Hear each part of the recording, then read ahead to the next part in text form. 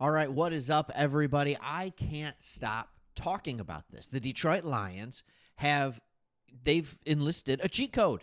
You remember it, all right? If you're my age, if you grew up millennial, all right, which I don't always like to say that I grew up millennial because I like to say more I'm Gen X, whatever it is, because I'm almost 40. I mean, like really close to 40. And it's one of those things where I don't like to necessarily admit it, but man, oh man, the 90s were great. And nothing was better than when you got a cheat code. Up, down, left, right, square, right? Like if you know, you know. And all of a sudden you're dominating. And I think the Detroit Lions truly have just unlocked a cheat code on not only the rest of this season. In fact, I'm not even as excited about this season as I am what the future looks like going forward. I'm really excited. And if I don't seem as excited, and I know I like to get pumped up and fired up, again, my wisdom teeth were pulled out. So I'm still recovering. I'm a week out now. It's getting better. It's getting better, I think. I think it's getting better. But anyways, with all of that being said, let's talk about this cheat code. And let's talk about Dan Campbell. Let's talk about the mastermind. Let's talk about his Andy Reid impersonation with the glasses. And by the way, do you remember 2020 when Andy Reid had that visor? And because you needed to have masks or visors or whatever, he got away with the visor.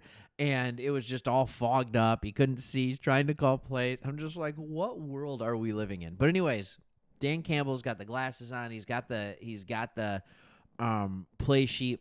It's fantastic. Here's what I'm looking at. I'm looking at a trend in the NFL. And I'm looking at successful head coaches in years past. And I'm looking at successful head coaches now.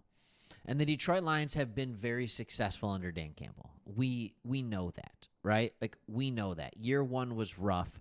Year two in 2022, 9-8.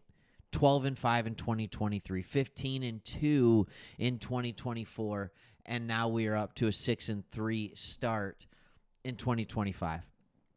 Dan Campbell started calling plays for this team. He has done it before. It was in 2021, and this is why I want to go back and show that, and I'm going to talk about this again in a second. I'm going to give you the stats that back it up. But first, and I'm sorry if I'm around a little bit, I want to talk about head coaches who are the offensive coordinator, right? And how they are the ones that absolutely run it. Now, again, there's always going to be a couple coaches. All right, John Harbaugh, Mike Tomlin. Those are not offensive coordinators. They're not, and they are long-term head coaches. They are. But when I'm thinking about head coaches that also call the plays, and I'm thinking about how every offense is looking for their next great offensive play caller. Every team is looking for their next great offensive play caller. I'm looking at guys like Andy Reid. Has that worked out pretty well for him, whether it was with the Eagles or the Chiefs? Yeah, I think so. I'm looking for guys like Kyle Shanahan. I'm talking about guys like, I hate to admit it, but Matt LaFleur in Green Bay. All right, these are guys, Kevin O'Connell in Minnesota, where it's like, you're head coach, your offensive coordinator, so you don't have to worry. You know things are going to go well. I'm talking about guys in the past. I'm talking about Shanahan's dad, right? I'm talking about guys like Sean Payton, first with the Saints, now with the Broncos. I'm talking about how this has proven over and over again to work when you know the person can run an organization. I'm not talking about the endless attempts of offensive coordinators who went to become head coaches because they were good play callers, but they didn't know how to properly run a team, and so therefore the team failed. All right? AKA any offensive coordinator that comes out of New England, right? Like that is not what I'm talking about. What I'm talking about is those guys who have proven that they can run a team. Dan Campbell has proven that. And what we talked about in this offseason and the offseason before, and even the offseason before that, when Ben Johnson, every single year there was the rumor mill, are we going to lose Ben Johnson? Are we going to lose Ben Johnson? Then we lose Ben Johnson, who, by the way, has the Bears tied with us for first place. We own the tiebreaker. What's up? All right. But what if it wasn't Ben Johnson's offense? It was his offense, but what if it was the play that was built by Dan Campbell? And there's some proof to that. Right here on the screen, I have for you the schedule from Detroit Lions 2021. All right, see all these losses right here? This is with Anthony Lynn as the offensive coordinator. We put together 33 the first week, but remember, they were blowing us out, and we were just throwing the ball like crazy at the end. All right, here's what we score. Our score totals after that: 17, 17, 14, 17, 11, 19, 6, 16, 10, 14. Pause. 10 weeks in a row, we never scored 20 points or more. Never. Dan Campbell takes over as the play caller in Week 13 against the Minnesota Vikings. We score 29. The next week, we go to Denver. Understandably, in December, we score 10. 30 the next week.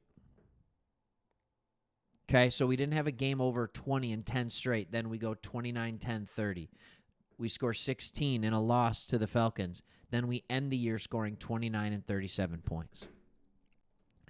Do you remember what the skill position was? The skill position were on that team? Exactly. No, you don't.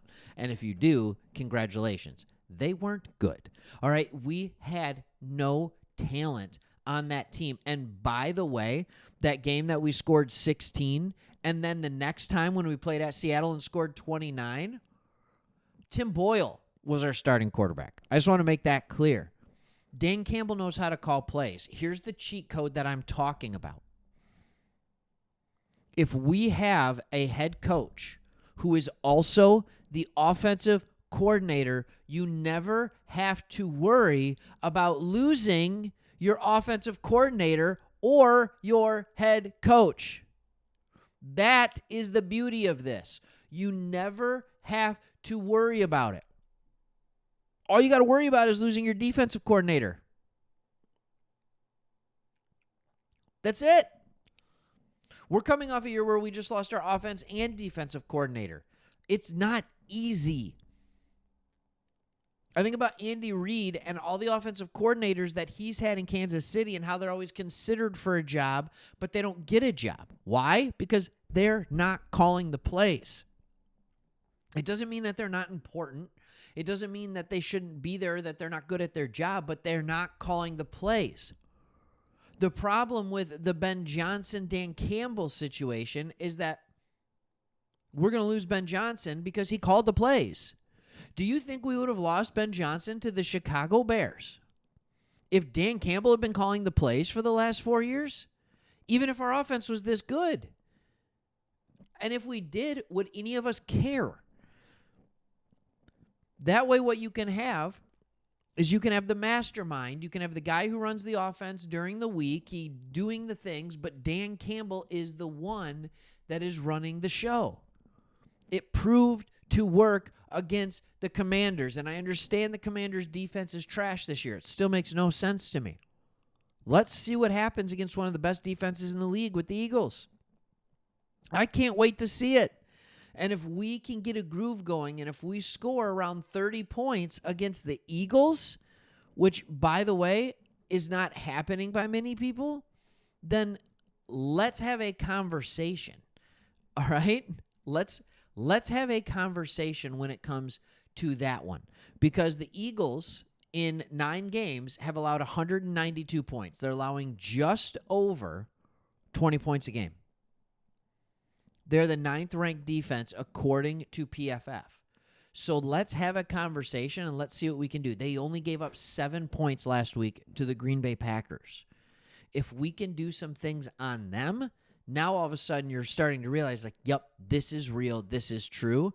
I can't wait to see what this looks like. This is a cheat code, and this is what ensures success. The 3 things you have to have in place, and I would argue in this order, well, not necessarily in this order, but you need to have 3 things in order to have a consistent winning team. You need to have a good GM, you need to have a good head coach, and you need a good offensive coordinator. And if those 3 positions can be done by, or head coach, offensive coordinator can be done by one guy, you just eliminated a massive variable from continued success for 5, 10, 15, and 20 years. I'm over the moon on this. All right, thanks for watching. Hope you enjoyed it. See you on the next one.